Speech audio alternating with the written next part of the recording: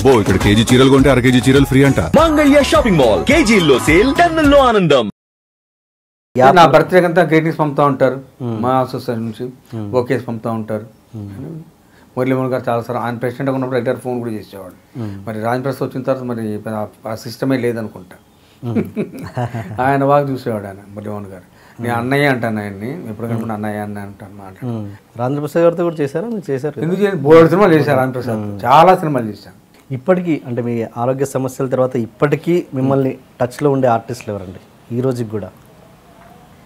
ఎవరున్నారు? నేను షూటింగ్ అయింది టక్కన ఇంటికి వచ్చేసాను తప్పితే ఇంకా సినిమా వాళ్ళతో ఆ సంబంధం ఉండేది కాదండి నాకు. నేను ఎక్కువ టచ్లో ఉండేవాడిని కాదు. నాతో నేను ఇంట్లో వాళ్ళతో బయటికి వెళ్ళేవాడిని, ఇది ఉండేవాడిని తప్పితే ఎక్కువ ఎక్కడ అనుకుంటే ఫంక్షన్స్ వాటికి తనిఖీల భరణి గారు కానీ, సాయి కుమార్ కానీ, తర్వాత ఆలీ కానీ అందరూ ఏ ఫంక్షన్స్ రెగ్యులర్గా మీట్ అయ్యేవాడు, మాట్లాడేవాడు. వాళ్ళ షోస్ అన్నీ కూడా వెళ్ళేవాడిని నేను రెగ్యులర్గా. సాయి కుమార్ గారిది, తర్వాత ఆలీది, వాళ్ళ తర్వాత శివాజీ రాజాది, వీరంటి ప్రోగ్రామ్స్ ఏం జరిగితే ఇది వెళ్ళేవాడిని. వాళ్ళందరితో మంచి టచ్ చేసేవాడిని. కాకపోతే నేను ఎక్కువగా ఎవరితో మింగిలి వెళ్ళడం ఉండేది కాదు. ఆ చిరంజీవి గారితో ఉండేది బాగానే ఎక్కువ ఉండేవాడిని. జావద్ బాగా షూటింగ్ అయిందంటే మన ఇంటికి వచ్చేవాడిదండి.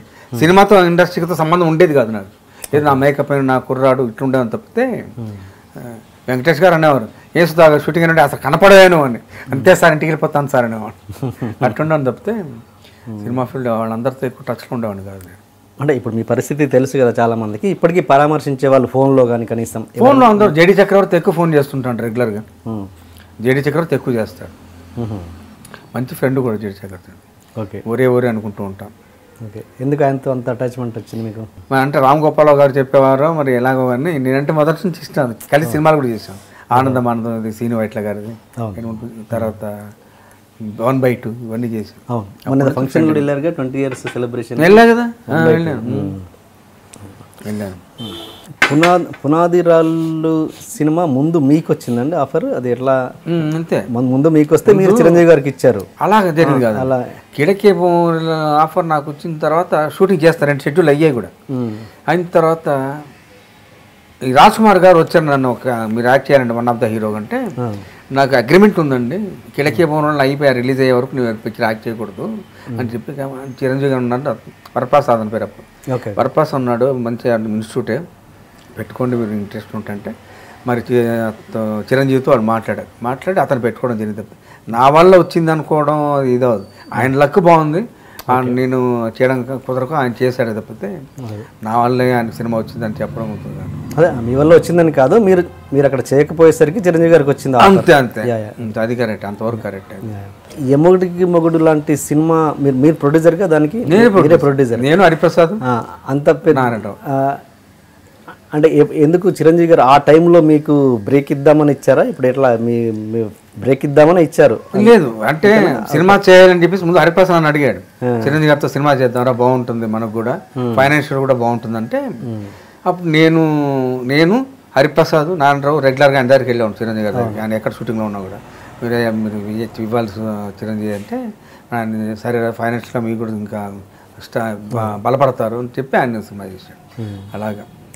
ఓకే, ఇప్పుడు యముడికి మొగుడు తర్వాత మీరు మళ్ళీ తీసిన సినిమాలు పరుగు అలాంటి చిన్న సినిమాలకి వెళ్ళిపోయారు. మళ్ళీ ఒక రేంజ్, మళ్ళీ అలాంటి ఒక స్టార్తో తీసిన సినిమాల తర్వాత మళ్ళీ ఎందుకు పెద్ద సినిమాలు చేయలేకపోయారు మీరు?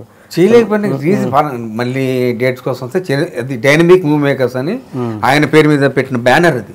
మళ్ళీ ఆ బ్యానర్ చేస్తే మళ్ళీ చిరంజీవి గారితోనే చేయాలి తప్పితే ఇంకో హీరోతో చేయకూడదనే డెసిషన్ ముందే తీసుకున్నాం మేము. ఇవి మరి పరుగు ఇవి వేరే బ్యానర్లు? వేరే బ్యానర్లో చేశారు. దానికి మీరు సత్యదేవ్ మూవీ మేకర్స్, నేను ఒక్కనే ప్రొడ్యూసర్, ఒక్కరే హరిప్రసాద్ ఉన్నాడు దానికి.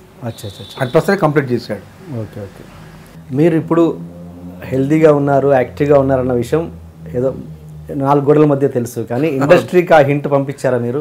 నేను యాక్టివ్గా ఉన్నాను, ఐఎమ్ రెడీ టు డూ అనేది. మరి ఎన్టీవీ ఇంట్రో చేసినప్పుడు చెప్పాను, మళ్ళీ యాక్ట్ చేస్తున్నాను వచ్చింది, ఇలా పూరి జగన్నాథ్ గారి తమ్ముడు హీరో చేసి పిక్చర్ చేస్తాను అని చెప్పాను.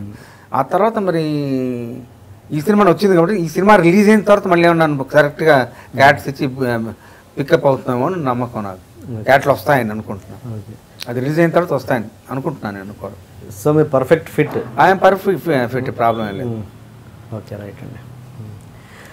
మీరు హిట్లర్ సినిమా చేస్తున్నప్పుడు చిరంజీవి గారితో చేస్తున్నప్పుడు అప్పుడు గమ్మత్తైన ఇన్సిడెంట్స్ నాకు చెప్తాను. జరిగింది.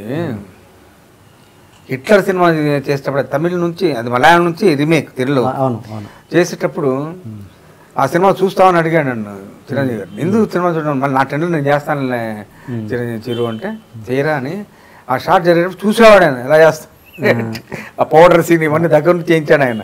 పరిగెత్తాను, కబడ్డీ ఇలా పరిగెడుతుంటే ఎక్కడ ఇక్కడే ఉన్నవారు అని లాగడం, ఇవన్నీ కూడా ఆయన చెప్పి దగ్గర ఆయన తీసాడు. అసలు ఒక విధంగా చెప్పాలంటే ఆయన దగ్గర నుంచి చేయించాడు అనమాట.